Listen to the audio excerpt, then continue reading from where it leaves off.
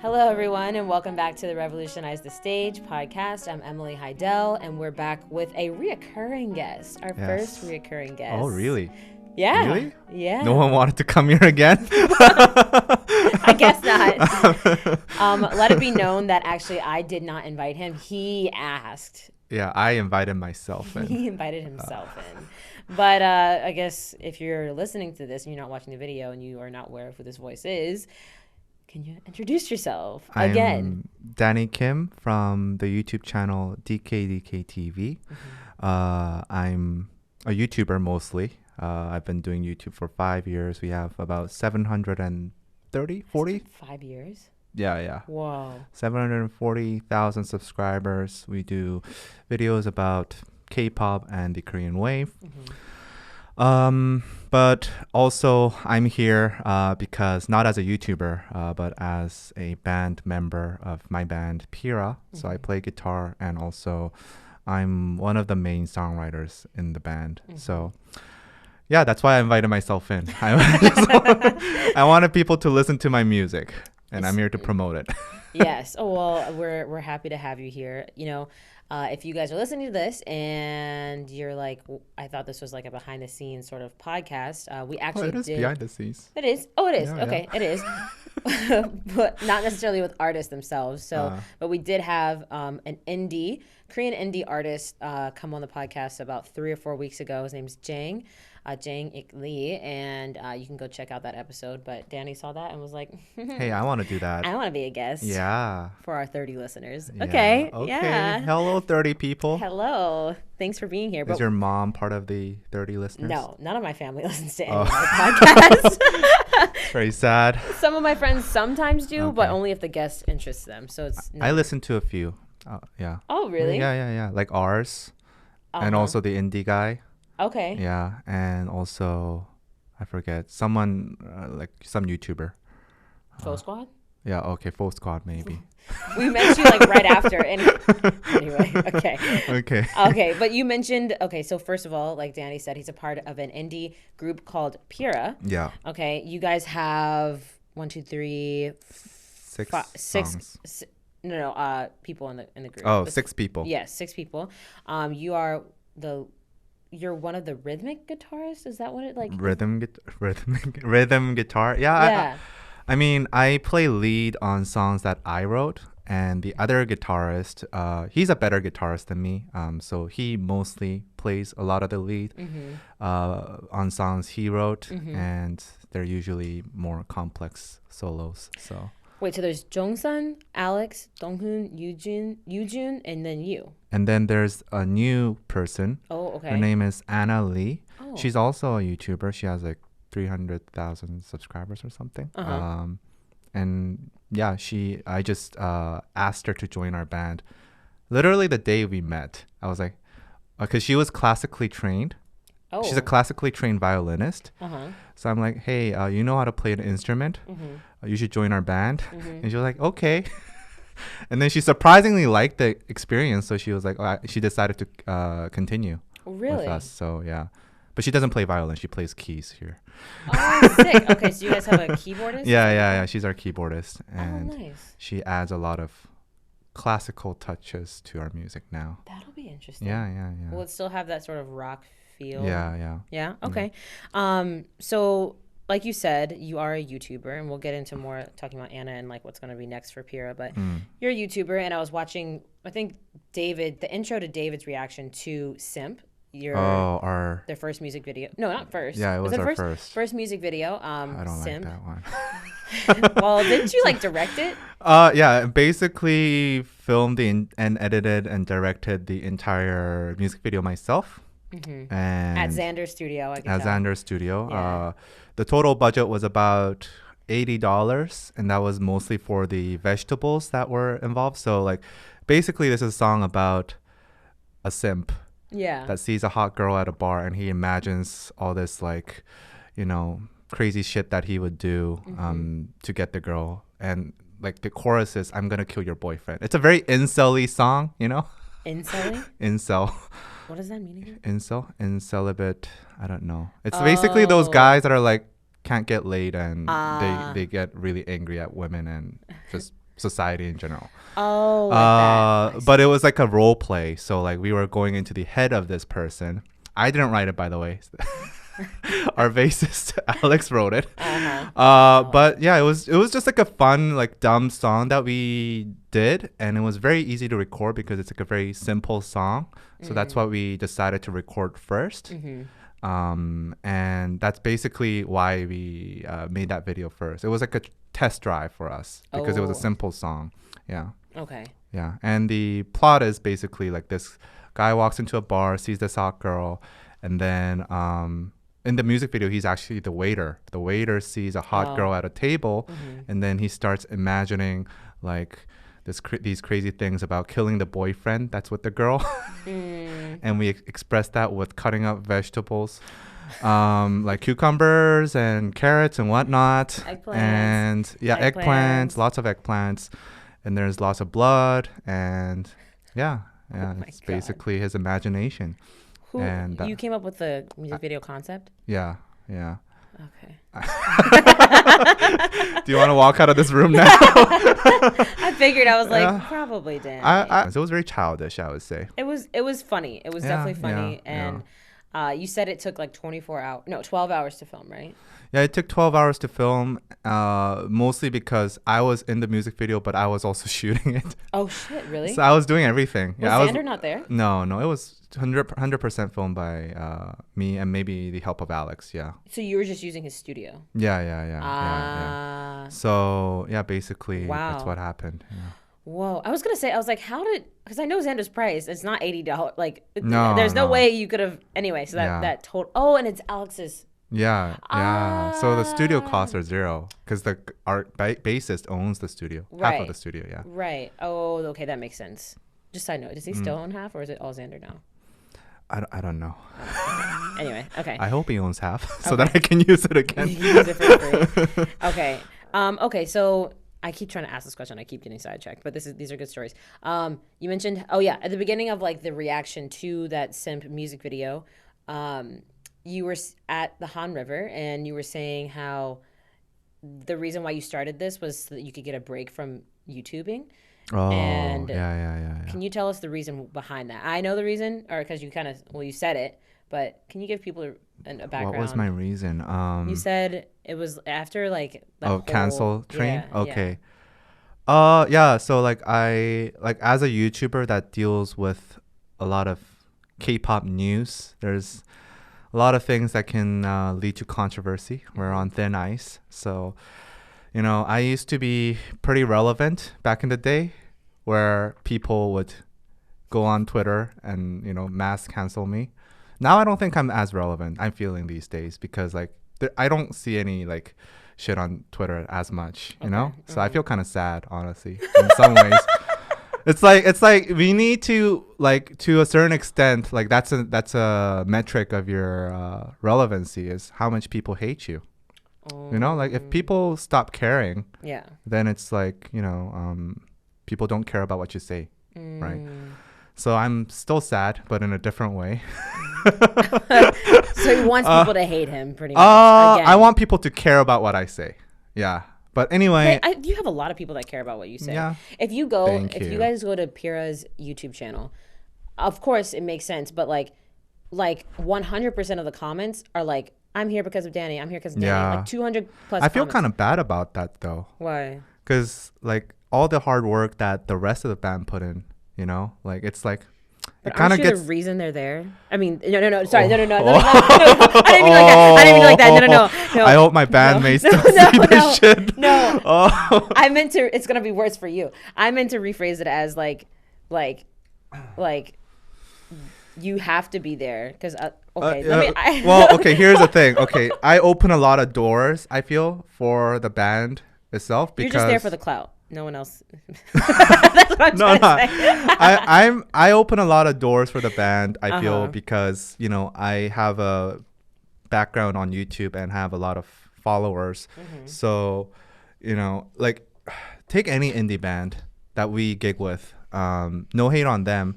I think like we gig every like 2-3 weeks in Hongdae, like in the indie scene of Korea. And we usually go on stage with like 3 or 4 different bands that night. And all the bands, I would say musically, they're probably more talented than we are, and they have better music.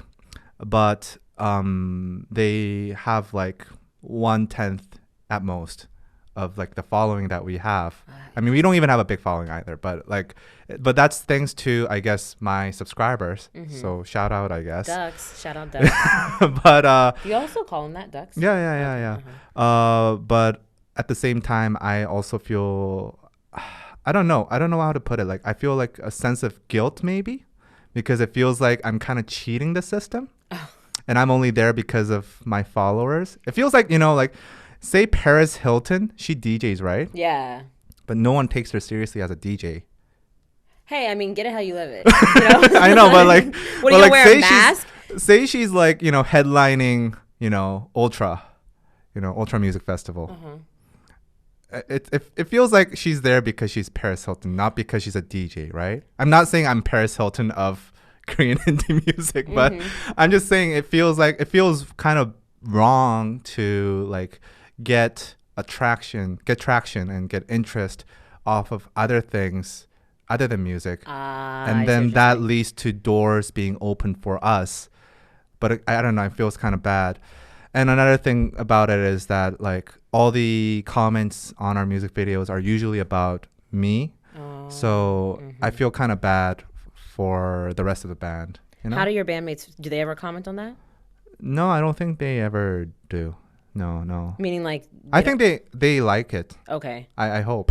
Okay, I see. Okay, that's good. Yeah. I mean, I can't imagine... I mean, it totally makes sense, but like the way you're feeling, but I'm sure they would rather this than the opposite. No gig. Right, right. No gigs yeah. at all. Do you ever have fans like Ducks come to your gigs? Like... Hongdae, I feel like you'd get recognized pretty often. And Itaewon. See, here's the thing. I feel like there's people in the crowd. Like whenever we gig, there's usually like 20-30 people, which is full house in Hongdae standards. Okay. Yo, the Korean indie scene is very sad, guys. Okay. It's very sad. It's there's usually like a few people that I feel like they recognize me and they want to say something, but they don't. And no one has ever. They're usually not Korean. Okay. So that kind of narrows it down. Oh, this person might be my subscriber, and like just because they're not Korean. I'm like, is that xenophobia or no? What do you call that? It's just funny. Racial profiling. Kind of, a little bit. Okay. I racially profile them. Okay, they might be my subscriber. That's so. Oh my god. And also like after like we finish the gig and I'm like having a drink or something, then they're like constantly looking in this direction. But that might be just me just thinking, way over my head. Yeah. They honestly, I remember I was watching a video and David was like, I don't really go to Hongdae or Itaewon because I get recognized a lot. Yeah, no one recognizes me. I want people to recognize, and usually like I have accounts online where there's like, oh, this guy, I saw him at a restaurant somewhere, at a diner. He was eating alone. I'm usually eating alone. They say that about you? And he's such a weird guy. I saw him on Tinder, like this was a few years ago, and he's like, oh, you want to come to my place or some shit like that, which I may or may not have done. I don't really remember, but I saw comments like that, and after that I feel really weird because like I have a feeling that like people recognize me but they don't want to say hi because maybe they don't like me or something. I don't know, or maybe they're shy. Or maybe, but then I feel like I have to behave. Yeah. Oh yeah. Like in certain places, especially when there's not Korean people, I feel like, oh shit. I'm just like racially profiled. Oh my god. This is the worst. We're gonna keep this in. This is good. Okay. This is good. Is this podcast gonna get canceled for the first time ever? That's good for the podcast, right? Like at least people are caring. But yeah, it's his views do not reflect mine. Okay. Let's just say that. I'll put that at the beginning. No, but I mean that makes sense though. Okay. I guess we totally got off topic, but Yeah. Is there a time limit to this? No. this podcast? No. No. Okay. No. I'm like, hold on. I need to look at the thing. Okay. Okay. I could go all day. I know. I know you could. So, PIRA, what is the meaning behind the name? Sudden I know. topic change. PIRA is it's in Korean PIRA, pita. It's like I don't know what PIRA. It means pita means bloom. Oh. And then PIRA means I will bloom or we will bloom or we shall bloom, something like that. Show your earring. Oh, I have a flower earring. He has a flower earring. I don't know if you can see, but Did you wear that specifically for this? No, I bought it like 2 weeks ago. Oh. This earring, it's my mom's. Oh. I just stole it from her. Oh, okay. And then my skin grew over the back. What? No. Wait, let me see. I don't know. I can't see it. Yeah. It did not grow over the back. Yeah, it did. I can't take it out, so I have to go to the hospital. What? What? Yeah. I haven't taken it out since like 6 months ago. Because I don't like really change out earrings. I see the back of the earring though. Yeah, but it's like stuck. What? So yeah, but that's a whole different story. Yeah, I can't take it out. Oh the skin grew over. So guys, you should like take your earrings out regularly to make sure your skin doesn't grow over it. Oh my gosh. Yeah. Danny. Danny just has like so many stories. All right. Well, if you guys go to PIRA's YouTube channel or Instagram, you will see the reason why I asked that was because their album photo or the simp photo. Yeah. It's like a flower. Right. Mm-hmm. That was also my idea. I'm full of ideas. Speaking of ideas, one of the videos that you wrote the song, you directed it, and then you composed it was Follow You, right? Yeah. Which has actually it's really interesting. Like your clothes are like green screened. My sweater is. First of all, I really do like that song. Oh, thank you. I really actually like. No lie, I saved it. I like that song. I like it. I do. I like it too. Yeah.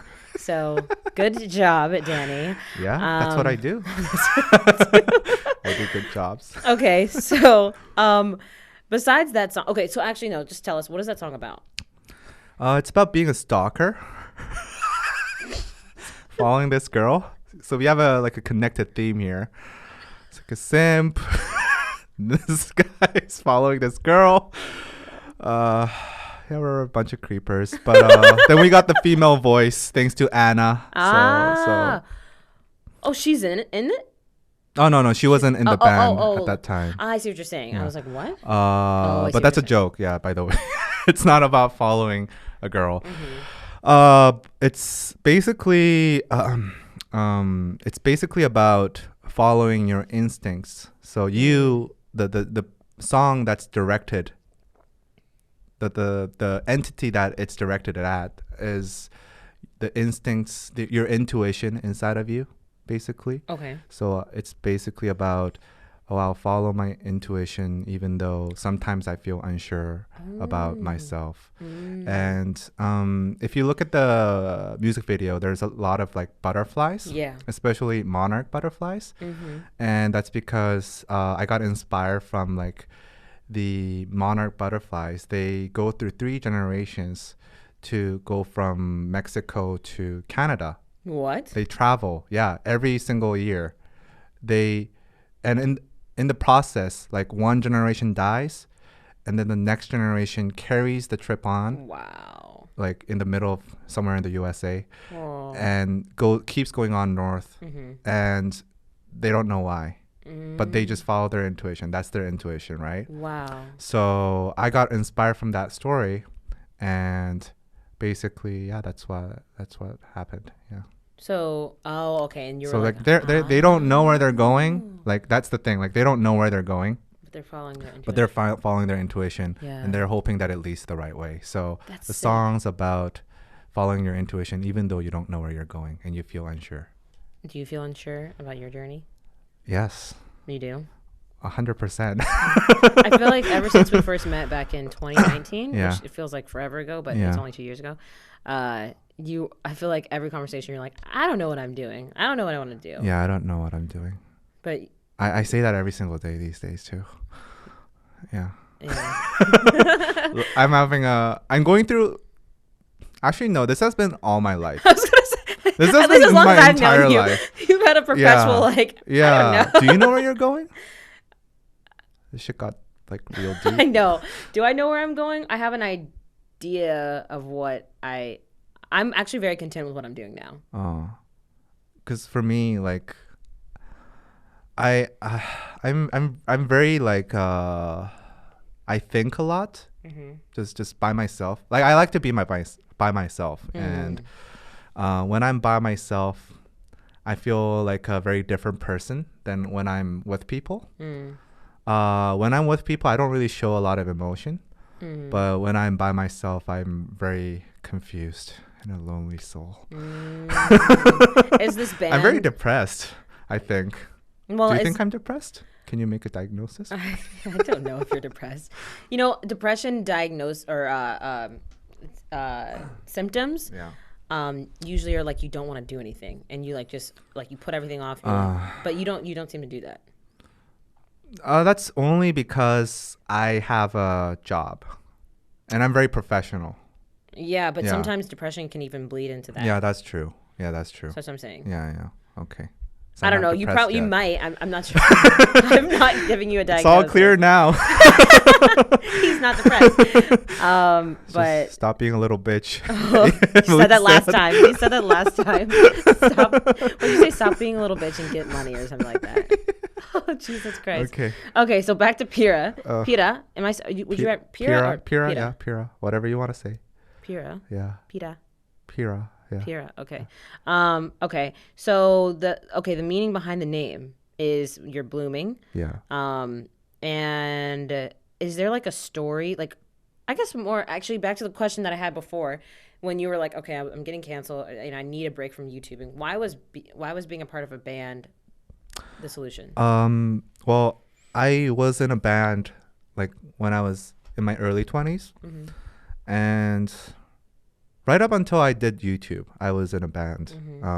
So I was always like wanted to be a musician. That was my dream. But then like this other guy that I was in a band with, he was writing songs, I was writing songs, and I realized his songs were way better than mine.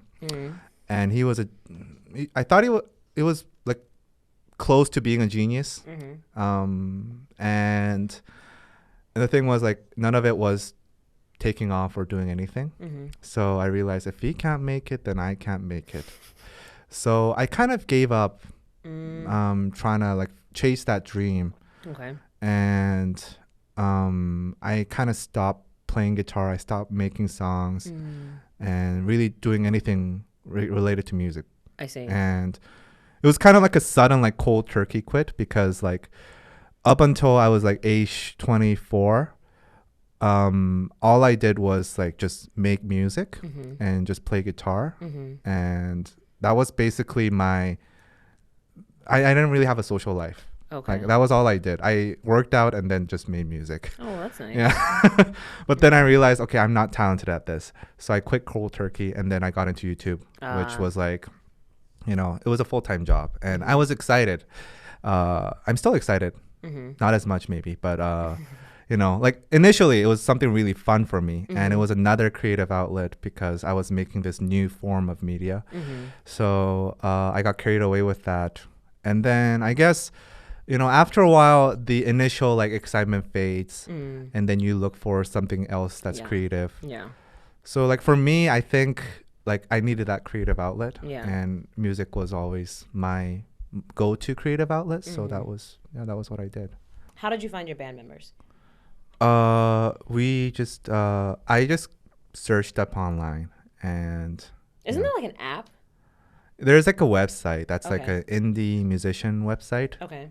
Mostly for like people that play instruments. It's called Mule. It's actually the biggest like used instrument market in Korea. So like that's where I went, and I saw that they were like having a concert. They were holding a gig in 2 months, and their guitarist had just left.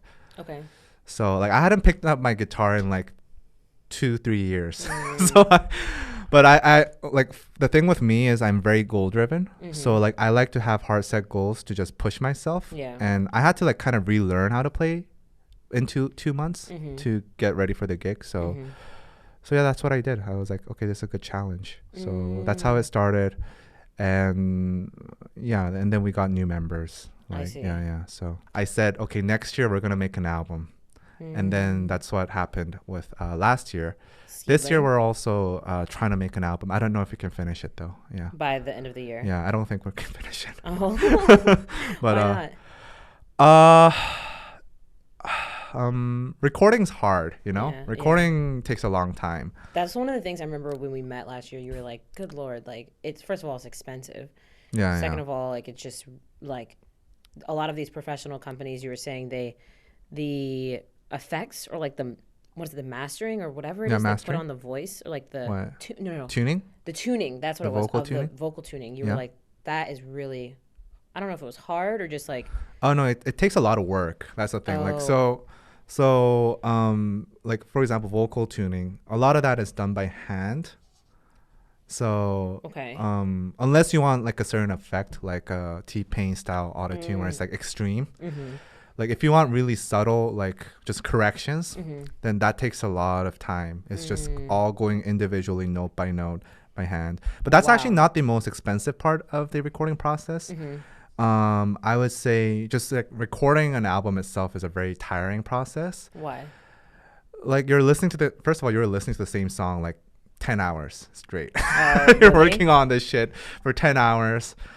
And like at that time we weren't really used to recording, so we were like kind of stumbling our way to figuring out like what an effective, like time efficient method would be.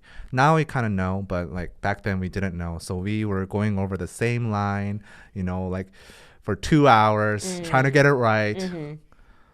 In all honesty, like if we had a professional producer there, he would just go like, okay, that's good enough, we can fix it in post. Because the thing is, like, we're not, like, our singer won't be able to get that. Like, we have to find out, we have to, like, make a decision that we will never get it. So we're just going to fix it as much as we can in post. It's not a good way, I guess. Some might not call it, like, you know, pure or true indie, but it's what gets the job done. Yeah. Okay. Yeah. So, okay, first of all, you mentioned true indie, but then you also mentioned, like, that's what a professional producer would do. Yeah. Like, so who acts as the producer amongst you guys? For the last recording, it was me mostly, and then also for his songs, Dong-un, he's the other guitarist. So, like, for songs that were I wrote, then I would basically be the producer, and then Dong-un, he would be the producer for his songs. Yeah. And honestly, it's tough because like for me, like I have my own philosophies. I don't really like tuning, you know, like vocal tuning or whatever tuning. Like we tune like drum beats too. Yeah, like what? Yeah. It's like all the individual drums. Yeah, they're tracked separately, so we have like 12 different mics on every single drum.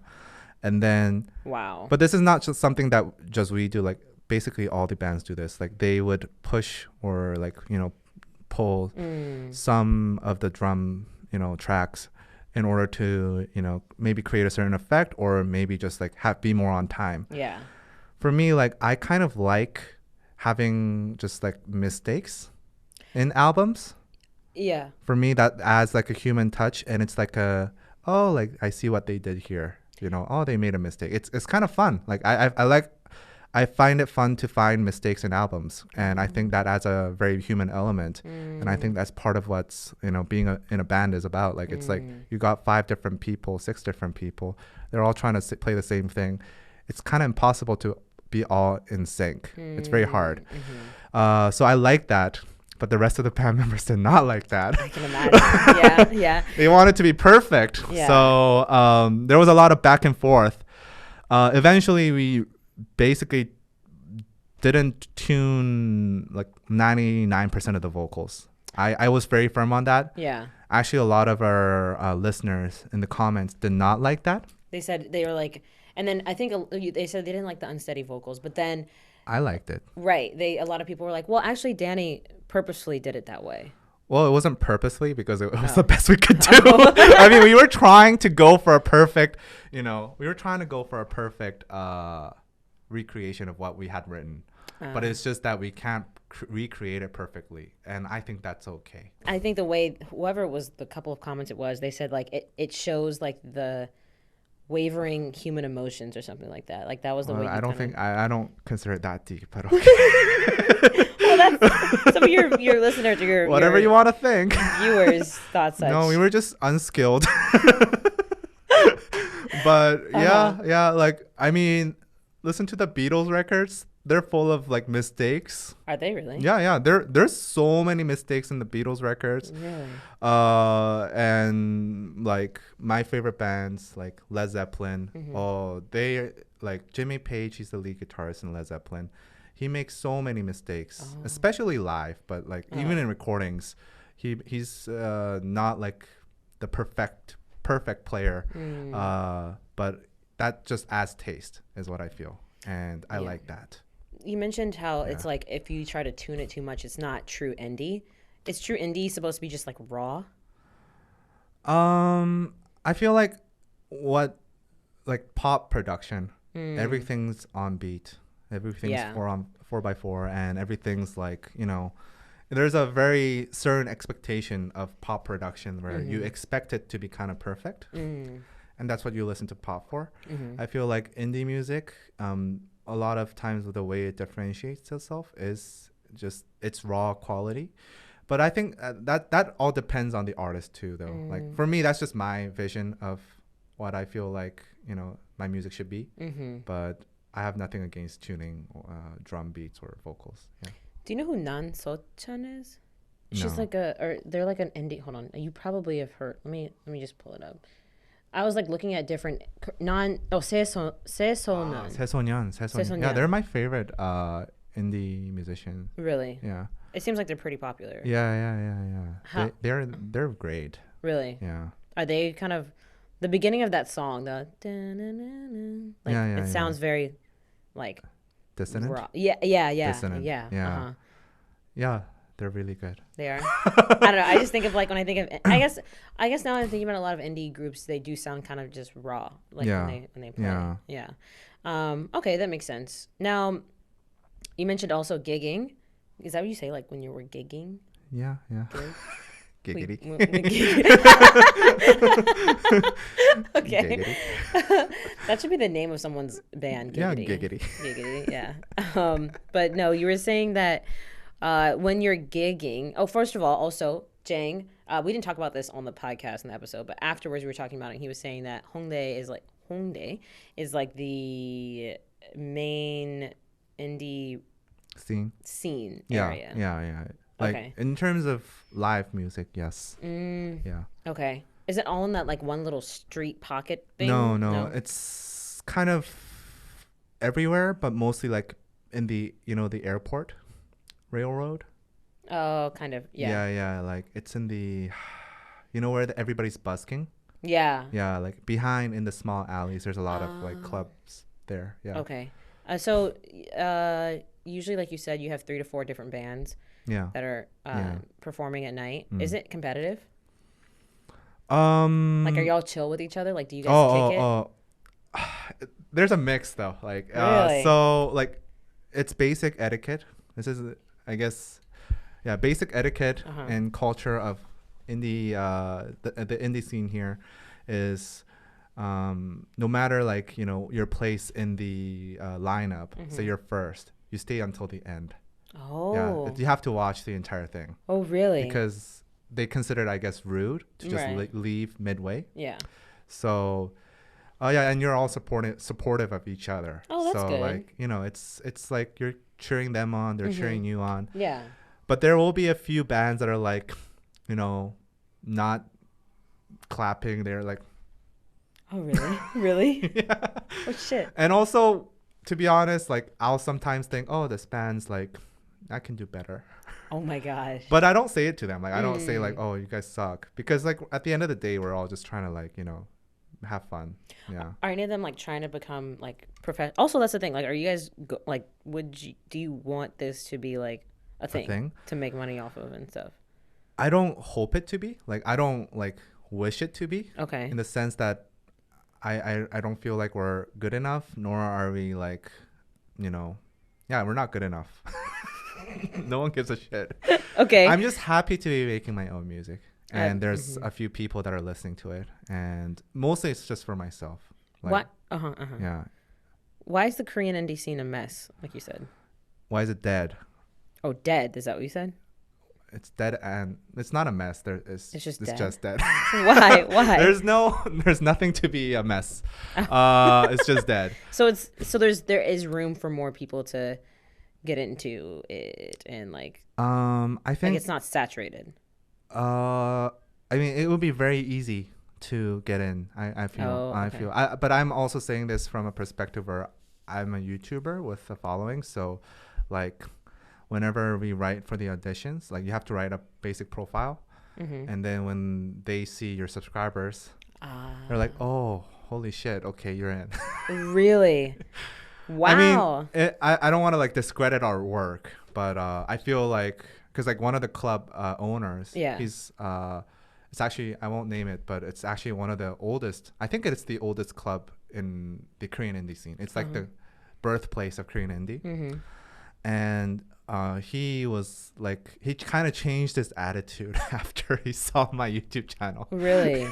He was like not really caring about. He was like, "Oh, you're one of those kids," and then he's like, "Oh, okay, you have a YouTube channel." I see. But regardless of that, I feel like there's a lot of like bands coming and going, so it's not very competitive, I feel, and I think that's because of numerous events. But number one is there was like a huge backlash. I actually made a video about it on YouTube. There was like this big event in 2005. That was like the heyday of Korean indie. That was when like there were actual big indie bands that were making it public and like, making it mainstream, all the time. Hyoko? Sorry? Is Hyoko indie? No, yeah, Hyoko is indie. Okay. He's from Hongdae. Back then, like, it was like the Korean punk scene was really big. Like No Brain, Crying. These are all like OG Korean punk bands. And then this one punk band called Couch came on Music Bank or Music Core. Before Music Bank, I think. And then basically he started like pulling his pants down and like jumping up and down. Oh my god. And there were like they invited all these other like punk bands to come on stage with them. So there were like 4 or 5 different bands. And this was live. Wow. And the funny thing is, this was the first thing that I saw when I came from Canada to move to Korea. Really? At the airport. I was like 14, 13. And like literally at the airport there was a television, and the first news I saw was, oh, this band.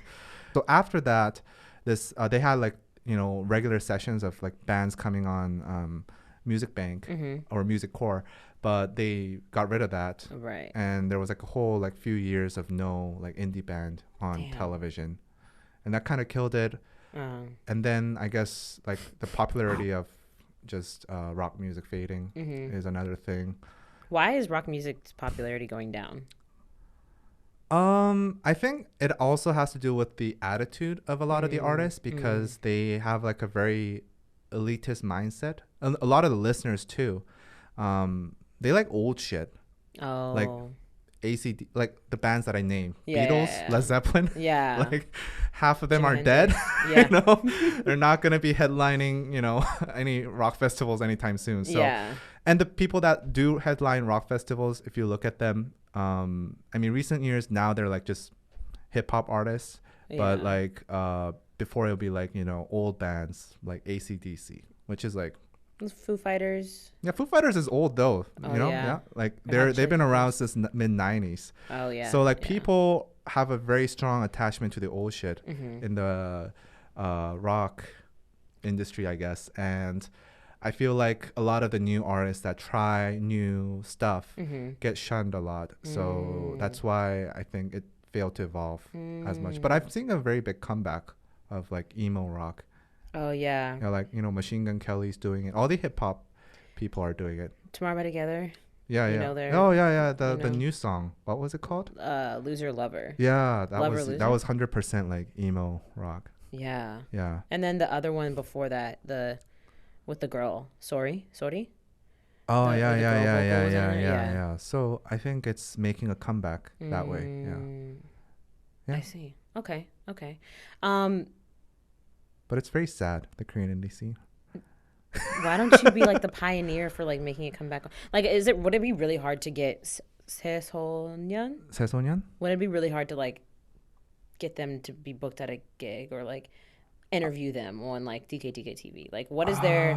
I've heard them a lot of them a lot, Yeah. but like, what is their like barrier to entry? Not barrier to entry, I but like, saw them on the streets a few times. oh really? Really? Like chilling, but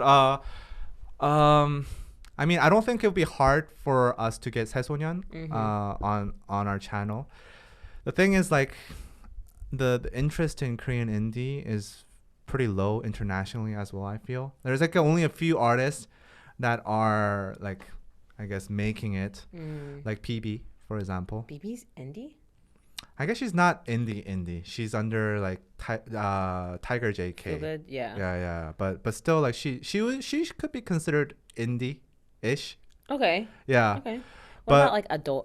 Adoy, Adoy, yeah. But like if we have Adoy on our channel, I don't Mm-hmm. think a lot of our viewers would be interested. And it's kind of sad, really, like because we had a lot of great indie artists on our channel as well.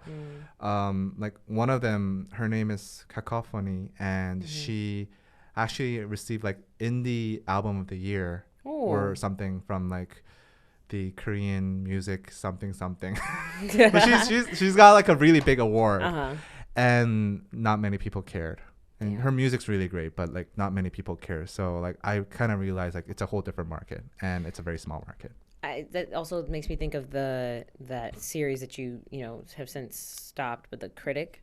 Oh yeah, that I one. love that series so much. Unfortunately, no one liked it. I know. A lot of the comments were like, Yeah. wish I more want people like liked it. serious music criticism in K-pop, but no one liked it. So yeah, You should get Sesonyeon on the channel. I'll try. Yeah, maybe David won't like it. He's very anti-indie. David. Okay. Now, second to last question. Okay.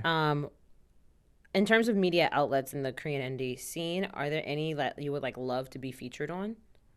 Oh, are you like giving me an offer? Are you gonna pitch me around? If I had the connects. Weverse and VenewLive You know- concert. Sounds like a very indie platform, Weavers. Okay.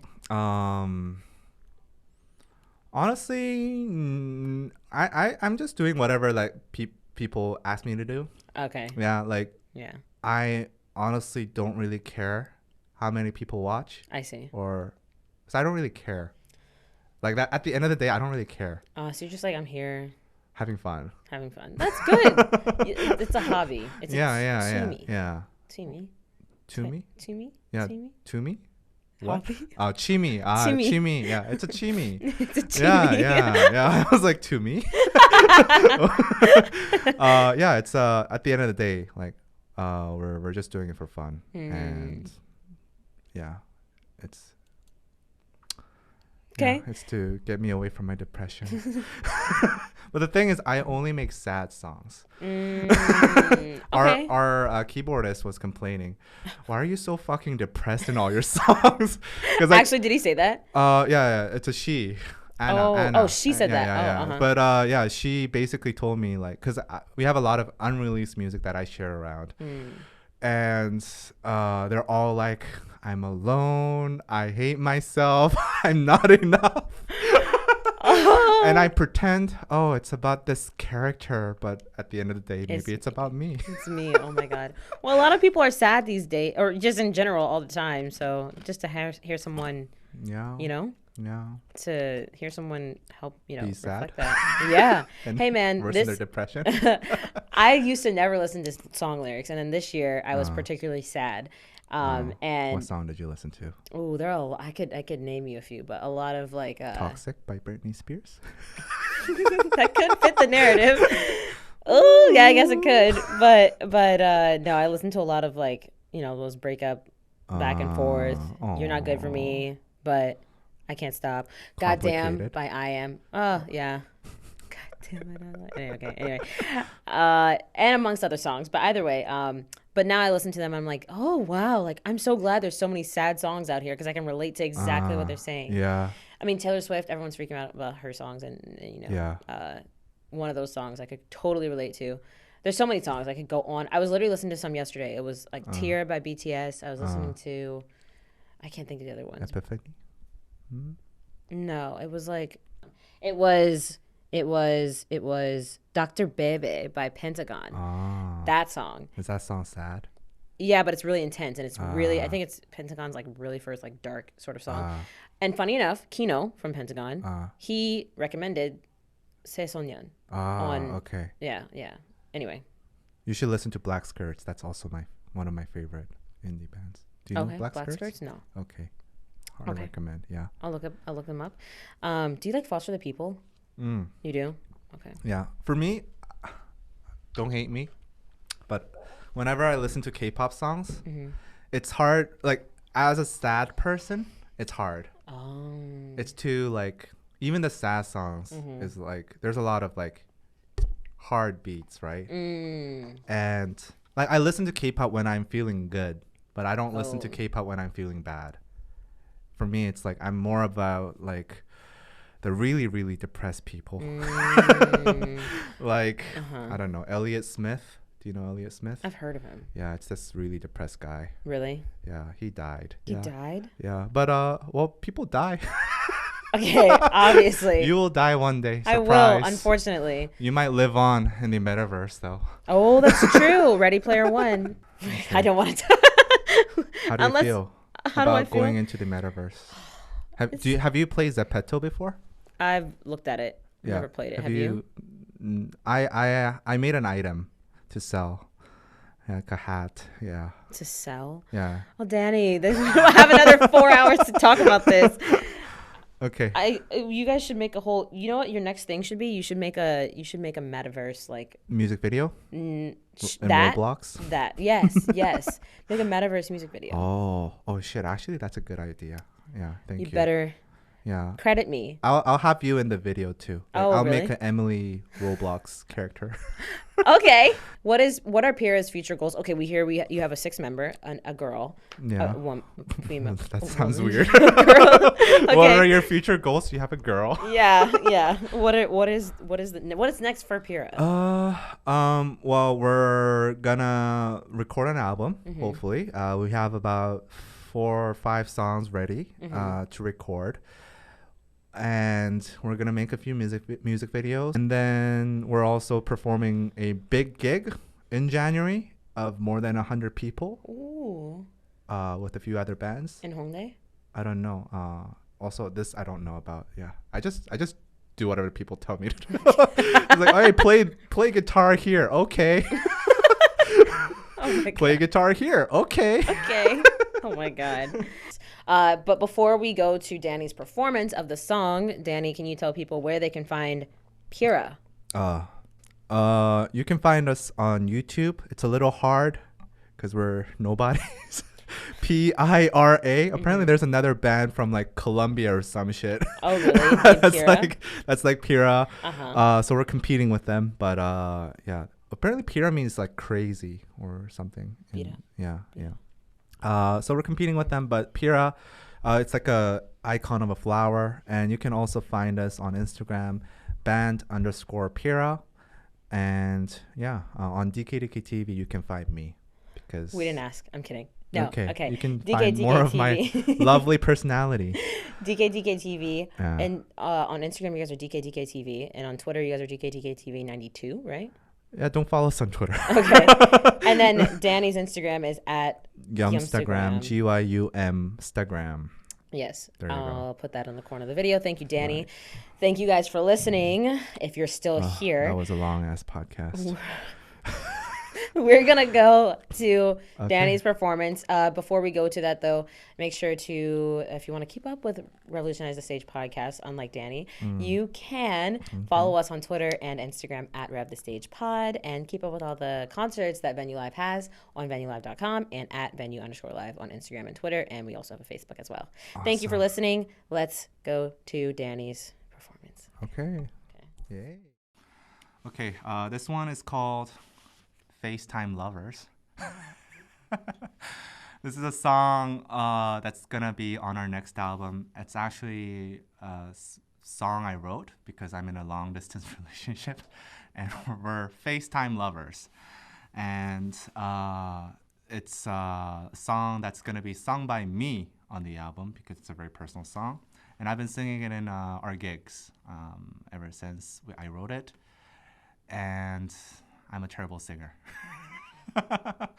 But it gets the message through, so yeah. Good? 사랑인 줄 몰랐었죠. 우정은 아닌 것 같았지만 아무 사이 아닐까 두려웠죠. 끊을까봐 조마조마 할 말 못해 이름만 부르죠. 좋아한단 말이 왜 이리 힘들까. 내 맘을 고백해 내 사랑 전화기를 타고 바다 건너 그대에게 보내요. Won't you be my FaceTime lover, parted by sea? Being apart don't matter for me. Waiting for the day to we meet. Like first time lovers, blinded I see.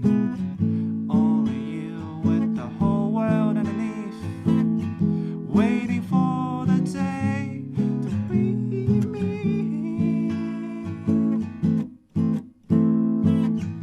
용기 없는 놈이라도 사랑은 놓치지 못하는 걸 후회할지 이젠 알기 싫어요. 꿈속에라도 보고 싶고 멀리라도 만나고 싶은 걸 더 이상 참지 못할 것만 같아요. Hello. 나의 삶을 채워줘.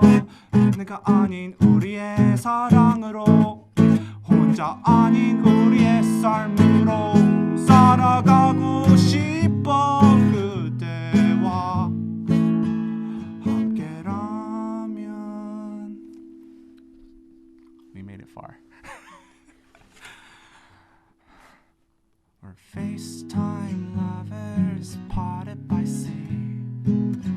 Being apart don't matter for me. Waiting for the day till we meet. Like first time lovers, blinded I see. Only you with the whole world underneath. Waiting for the day till we meet. All we need is love. Everybody. All you need is love. All you need is love. Love. Love is all we need. All you need is love. All you need is love. All you need is love. Love. Love is all you need.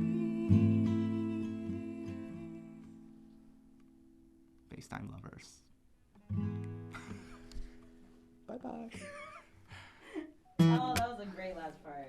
Oh, I was not expecting that. yeah, that was kind of impromptu. Oh, really? Okay. It was good. Yeah, I made a bit of a mistake.